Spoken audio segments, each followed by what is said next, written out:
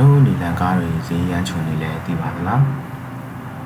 ဈေးရမ်းချုံရတဲ့အကြောင်းရင်းသိချင်ရင်ဒီဗီဒီယိုကိုအဆုံးထိလိုက်ပါကြည့်ဖို့ဖိတ်ခေါ်လိုက်ပါတယ်ခင်ဗျာ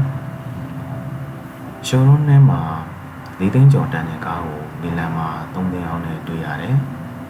ဒါပေမဲ့ဈေးချိုတာကအမြဲတမ်းကောင်းတဲ့တင်ကြီးသားတော့မဟုတ်ပါဘူးဒီနေ့လီလန်ကားတွေဈေးချိုရတဲ့အကြောင်းရင်းကချက်ပြောပြပေးပါမယ်ထိုင်းမှာပဲဖြစ်ဖြစ်မြန်မာမှာပဲဖြစ်ဖြစ်လီလန်ကားဆိုတာကိုလူတော်တော်များများစိတ်ဝင်စားကြတယ်ဈေးသက်သာရဲ့ထင်လို့လူများဝယ်ချင်ကြတယ်ပေါ့နော်ဒါပေမဲ့ဈေးချိုနေရတဲ့နောက်ွယ်မှာဘာတွေရှိလဲဆိုတာမသိပဲဝယ်မိရင်နောက်ပိုင်းမှာပတ်စံပိုကုန်နိုင်ပါတယ်ဒီအကြောင်းအရာလေးမစားခင်မှာကျွန်တော်အရင်ဆုံးမိတ်ဆက်ပါစေခင်ဗျာကျွန်တော်က Xiao H Auto Founder ကိုကျော်လာဟင်းဖြစ်ပါတယ်ခင်ဗျာကားနဲ့ပတ်သက်တဲ့စိတ်ဝင်စားဖွယ်ရာသိထားတဲ့အကြောင်းအရာလေးတွေတင်ဆက်ပေးနေရပါခင်ဗျာ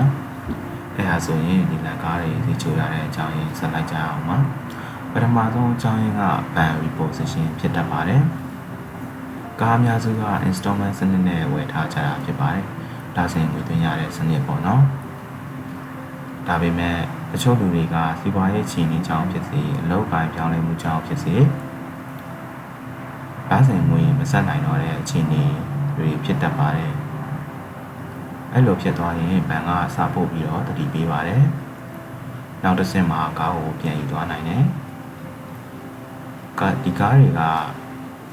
ဘဏ်ကဒီတိုင်းမထားဘူးဗျသူ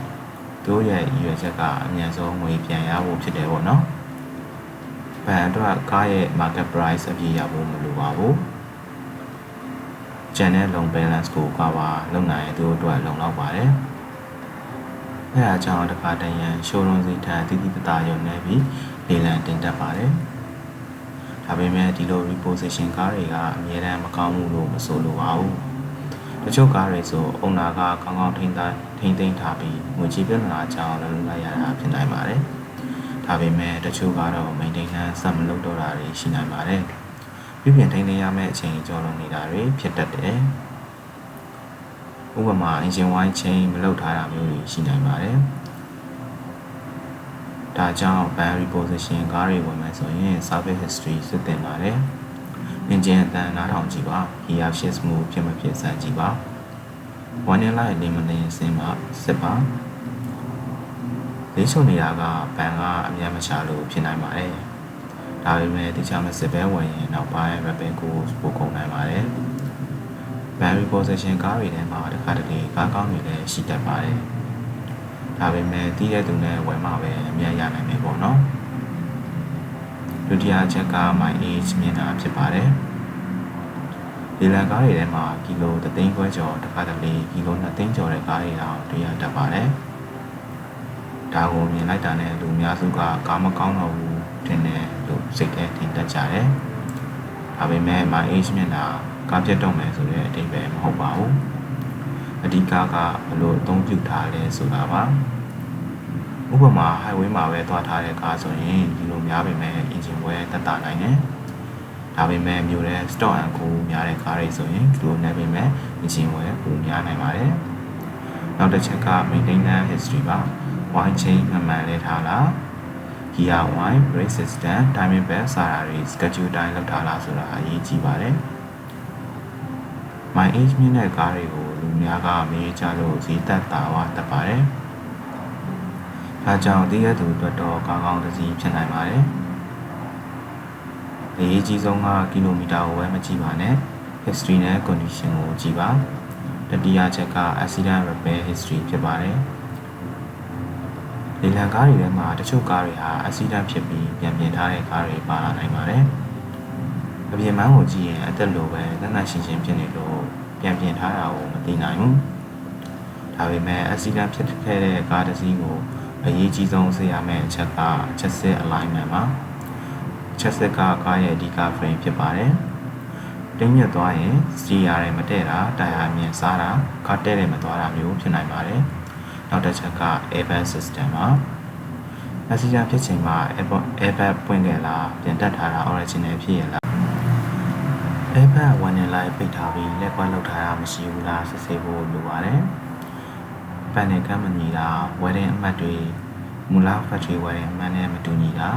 ပိတ်ကာလာတုံးမတူညီတာတွေကိုလည်းကြည့်တင်ပါတယ်။ accident repair ကားဆိုတာမကောင်းဘူးလို့မဆိုလိုပါဘူး။ minor accident ဆိုရင်ပြန်ပြီးကောင်းကောင်းစီးလို့ရနိုင်ပါတယ်။ဒါပေမဲ့ major structure damage ဖြစ်တာရင်တော့ရှောင်တာကောင်းပါတယ်။အဲဒါကြောင့် accident history ရှိမရှိမေးပါ inspection report ကိုကြည့်ပါမတိချရင်ကားကျွမ်းကျင်သူနဲ့စစ်ပြီးမှဆုံးဖြတ်ပါဈေးချိုလာရဲ့နောက်ွယ်မှာ accident history ပါနေနိုင်တာကိုလည်းမမေ့ပါနဲ့ structure check က free usage ဖြစ်ပါတယ် free usage ဆိုတာကတက်စီကားကုမ္ပဏီ rental ကားအဖြစ်အသုံးပြုထားတဲ့ကားတွေကိုပြောတာပါဒီလိုကားတွေဟာပိုင်ရှင်တယောက်တည်းမဟုတ်ကြပါဘူးလူအများပြားအသုံးပြုထားတာဖြစ်တတ်ပါတယ်။ဒါကြောင့်အသုံးပြုမှုပိုများတတ်တယ်။ဥပမာတက်စီလောက်ထားတဲ့ကားဆိုရင်ဒီနေ့လုံးမနာပဲမောင်းထားနိုင်တယ်။ engine run hour များတယ်ပြီးတော့ interior wear ဖြစ်တတ်တယ်။စီးရီချောင်းသွားတာ steer ရင်လက်ကင်ပုစားလာတာဖြစ်နိုင်တယ်။ rental ကားဆိုရင် driver တယောက်တည်းမဟုတ်လို့မတူညီတဲ့ driving style တွေကြောင့်ကားဝယ်ပုံများနိုင်ပါတယ်။ဒါပေမဲ့ fleet ကားတွေမှာလည်းအားသာချက်ရှိတတ်ပါသေးတယ်။ company policy အရ maintenance schedule မှန်မှန်လုပ်ထားတတ်တယ်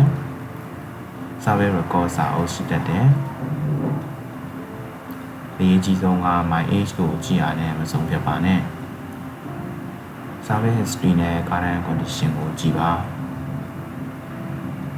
ရင်အသုံးပြုမှုများလို့ဈေးချိုတာပါမကောင်းလို့ဈေးချိုတာမဟုတ်နိုင်ပါဘူး။မှာချက်မြောက်အရေးကြီးဆုံးတစ်ချက်က flow risk ဖြစ်ပါတယ်။ထိုင်းနိုင်ငံတွေကနေရာတချို့တွေမှာမိုးရာသီအတွင်းရေကြီးမှုတွေဖြစ်တတ်ပါတယ်။မြန်မာမှာလည်းတချို့နေရာတွေတိုင်းမှာရေကြီးမှုရှိကြပါတယ်။ထိုင်းနိုင်ငံမှာတော့ရေထိထားတဲ့ကားတွေကိုပြန်လည်တန့်ရှင်းပြီးလေလံတင်တတ်ပါတယ်။အပြင်ပန်းကိုကြည့်ရင်တန့်ရှင်းနေနိုင်ပါတယ်။ဒါပေမဲ့အတွင်းပိုင်း electrical system တွေမှာပြဿနာတွေဟာနောက်ပိုင်းမှာပေါ်လာနိုင်ပါတယ်။ဥပမာ sensor error, dashboard warning light, power window malfunction, ECU issue, air condition problem စတာတွေဖြစ်နိုင်ပါတယ်။ flow ကားကိုဘယ်လိုသိနိုင်လဲဆိုရင်စီရဲအောက်မှာအညစ်အကြေးချမ်းနေလား။ကားပတ်အောက်မှာအသေးအနှံ့မကောင်းတာရှိလား။တန်ကြီးတွေကားအောက်ပိုင်းနေရာတွေမှာရှိနေလားစစ်ဆေးရပါတယ်။ flow damage ကအချိန်ကြာပြီးမှပြဿနာပေါ်လာတတ်တယ်။အစားပိုင်းမှာမသိနိုင်ပါဘူး။ဒါကြောင့်လေလံကားဈေးရမ်းချိုနေရင် flow history ရှိမရှိသေချာစစ်ဖို့လိုအပ်ပါတယ်။ဒီချိုအနေပဲဝယ်မိရင်နောက်ပိုင်းမှာပဲကိုယ်ပိုကြည့်နိုင်ပါတယ်။တိပြီးဝယ်ရင်အမြတ်ရနိုင်ပြီမတိပဲဝယ်ရင်အရှုံးဖြစ်နိုင်ပါတယ်။အစမှာမေးခဲ့တဲ့မိကုံးကိုပြန်သွားကြရအောင်။ဘာလို့ဒီလန်ကားတွေကဈေးချိုနေလဲအကြောင်းမရှိပဲမချိုပါဘူး barrel position ဖြစ်နိုင်တယ် my age မြင်နိုင်တယ် accident history ရှိနိုင်တယ် free usage ဖြစ်နိုင်တယ် flow risk ပါရှိနေနိုင်တယ်ဈေးချိုတာကအခွင့်အရေးလည်းဖြစ်နိုင်တယ်ဒါပေမဲ့မတီးပဲဝယ်မိရင်အန္တရာယ်လည်းဖြစ်နိုင်တယ်ကားဝယ်တာကပတ်စံနည်းနည်းနဲ့မဟုတ်ဘူးမှားရေးလိုက်ရင်နည်းနည်းချီပြီးထိခိုက်နိုင်တယ်ဒါကြောင့်ဈေးကိုမကြည့်ခင်အကြောင်းရင်းကိုကြည့်ပါ use car knowledge တွေကိုအလွယ်တကူနားလည်အောင်ဆက်လက်မျှဝေပေးသွားမှာဖြစ်လို့ကားမဝယ်ခင်မမားချင်ရင် subscribe လုပ်ထားပေးပါတိပြီးမှဝယ်ပါစိတ်ချစွာမောင်းနေမှာအဆုံးထိလိုက်ပါကြည့်ရှုပေးတဲ့အတွက်အားလုံးကို